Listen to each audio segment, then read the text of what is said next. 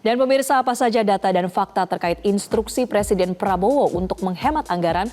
Rekan saya Jason Sambo akan memaparkannya untuk Anda. Silakan Jason. Terima kasih Marcel dan juga pemirsa. Keinginan Presiden Prabowo Subianto dan pemerintahannya untuk bisa menghemat anggaran dengan postur kabinet yang bisa dikatakan gemuk dan biaya kementerian atau lembaga yang tinggi menjadi paradoks dan seolah mencerminkan kontradiksi. Paradoks tersebut hanya bisa diatasi jika struktur pemerintahan bisa diimbangi dengan efisiensi, penghapusan anggaran yang tidak perlu, dan juga optimalisasi kinerja kementerian dan juga lembaga. Dan berikut pemirsa, saya akan paparkan paparan rasional data dan fakta dalam segmen paradoks utak-atik hemat anggaran.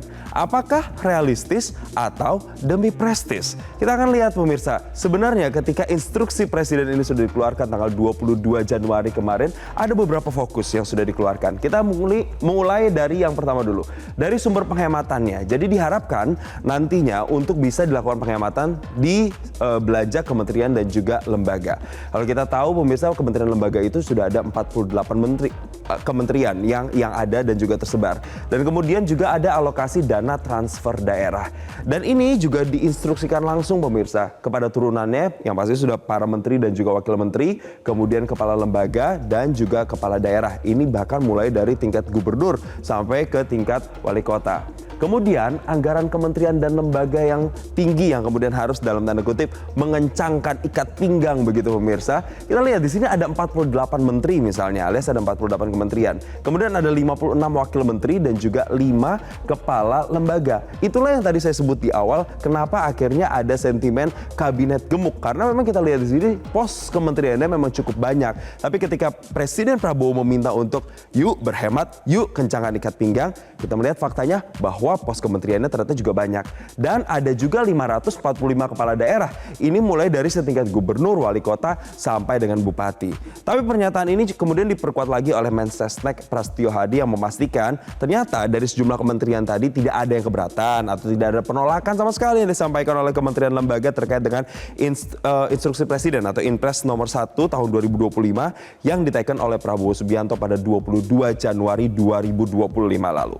Lalu kita melihat pemirsa, sasaran untuk efisiensinya apa saja? Kita lihat di sini mulai dari ada belanja operasional perkantoran, belanja pemeliharaan, perjalanan dinas. Itu kan biasanya juga jadi sentimen yang paling banyak dikritisi ya di kementerian lembaga. Kemudian ada bantuan pemerintah, pembangunan infrastruktur, sampai dengan pengadaan peralatan dan juga mesin. Tapi kemudian kalau kita lihat, saya ambil salah satu contoh pemirsa di grafis sebelah kanan saya. Ini yang masuk di Perpres nomor 140 tahun 2024 tentang staf khusus setara eselon 1 di kementerian. Misalnya pemirsa, saya ambil contoh untuk staf khusus saja pengeluaran negara per tahunnya itu totalnya bisa sampai 100,8 miliar rupiah.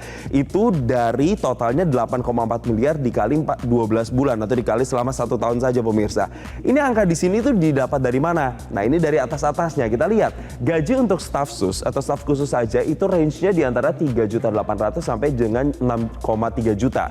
Dengan tunjangan 2,5 juta sampai dengan 33 juta pemirsa untuk satu orang staf sus ya. Dan pendapatan per bulan ini bisa mencapai 35 sampai dengan 50 juta. Kita lihat pemirsa, staf sus di kementerian itu totalnya bahkan sampai ada 240 orang dengan jumlah kementerian atau pos kementerian itu 48 kementerian pemirsa.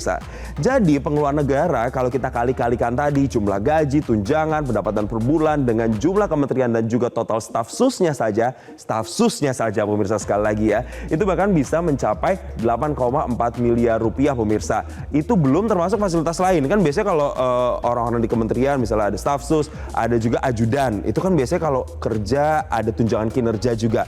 Itu masih di luar lagi itu pemirsa.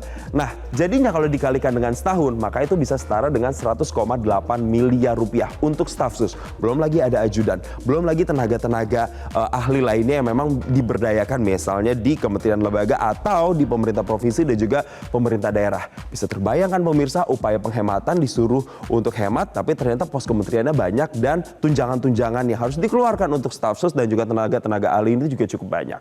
Dan Presiden ini berkali-kali mengingatkan agar anggaran-anggaran yang kurang efektif seperti kunjungan kerja, seminar, perjalanan dinas ataupun studi banding ini harap dikurangi karena berpotensi menghemat puluhan triliun. Termasuk untuk level pemerintah daerah baik gubernur sampai dengan wali kota dan juga bupati. Tapi pertanyaannya bagaimana mekanisme penghematan anggaran ini dilakukan di masing-masing kementerian lembaga. Nah, kita melihat pemirsa, mekanismenya adalah kementerian atau lembaga ini diminta untuk saat ini meminta persetujuan dulu oleh DPR RI, kemudian nantinya disampaikan usulannya atau revisinya ke Menteri Keuangan paling lambat tanggal 14 Februari 2025. Jadi saat ini pemirsa masing-masing kementerian lembaga itu mengidentifikasi terlebih dahulu rencana efisiensi belanja di institusi mereka dan kemudian menyampaikannya ke DPR untuk bisa mendapatkan persetujuan revisi anggaran berupa blokir anggaran. Lalu nanti setelah proses itu baru kemudian bisa diajukan ke Kementerian Keuangan paling lambat tanggal 14 Februari 2025. Jadi tahapannya pemirsa harus blokir anggaran terlebih dahulu baru bisa ditentukan akan dipakai untuk program apa saja. Nah, kemudian untuk efisiensi kepala daerah ini juga dilakukan untuk beberapa hal pemirsa. Mulai dari pembatasan belanja kegiatan yang bersifat seremonial, kajian, studi banding, pencetakan publikasi dan seminar itu juga diharapkan bisa dikurangi. Tapi sebenarnya seberapa besar yang harus dihemat oleh kementerian lembaga untuk bisa tadi di awal di informasi sebelumnya bisa sampai dengan 306 triliun rupiah. Nah, kita lihat pemirsa dalam grafis berikutnya ini total efisiensinya adalah 306,6 triliun rupiah. Dengan anggaran untuk kementerian lembaga yang harus dihemat adalah wah, besar juga ya, 256,1 triliun rupiah dan untuk anggaran transfer ke daerah itu bahkan bisa mencapai 50,5 triliun rupiah. Jadi kalau 256 ditambah 50,5 triliun rupiah, maka harus mencapai 306,6 triliun rupiah. Dan Presiden berkali-kali menekankan pemerintah itu harus hemat, termasuk mempertajam efektivitas belanja negara, guna pengeluaran yang lebih produktif dan juga berdampak langsung ke masyarakat. Tapi pertanyaannya pemirsa, apakah upaya mengencangkan ikat pinggang ini sepenuhnya untuk dialokasikan ke hal-hal yang lebih produktif untuk masyarakat secara lebih luas, secara lebih masif dan berbagai program? Atau hanya terkhusus pada beberapa program saja ya, makan bergizi gratis misalnya atau MBG yang mungkin banyak menuai sentimen dari masyarakat beberapa waktu belakangan. Nah, kalau kita lihat memang semangatnya pemirsa di sini ada beberapa semangat yang disampaikan oleh pemerintah dengan penghematan ini nantinya untuk bisa menciptakan lapangan kerja.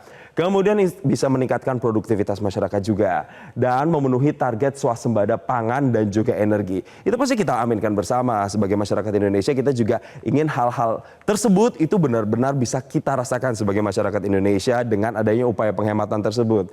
Tapi ternyata pemirsa ada sentimen lain. Kemudian ini pernyataan yang disampaikan oleh Mensesnek yaitu yang menyatakan bahwa nantinya akan ada pengalokasian anggaran terhadap program makan bergizi gratis. Yang kita tahu bahwa program makan bergizi gratis yang sudah menghabiskan anggaran APBN sekitar hampir puluhan triliun itu hanya bisa bertahan sampai dengan pertengahan tahun. Artinya dari pertengahan tahun sampai dengan akhir tahun harus ada penambahan lagi dari anggaran yang harus dimasukkan untuk makan bergizi gratis. Jadi banyak orang yang kemudian ini ya mungkin merasakan keberatan atau sentimen-sentimen yang merasakan wah kalau penghematan harus kemudian lari semua dialokasikan ke makan bergizi gratis ternyata cukup besar juga ya. Pertanyaannya pemirsa, apakah lazim untuk hemat sampai dengan 300-an triliun rupiah atau sekitar 8,5% dari APBN 2025?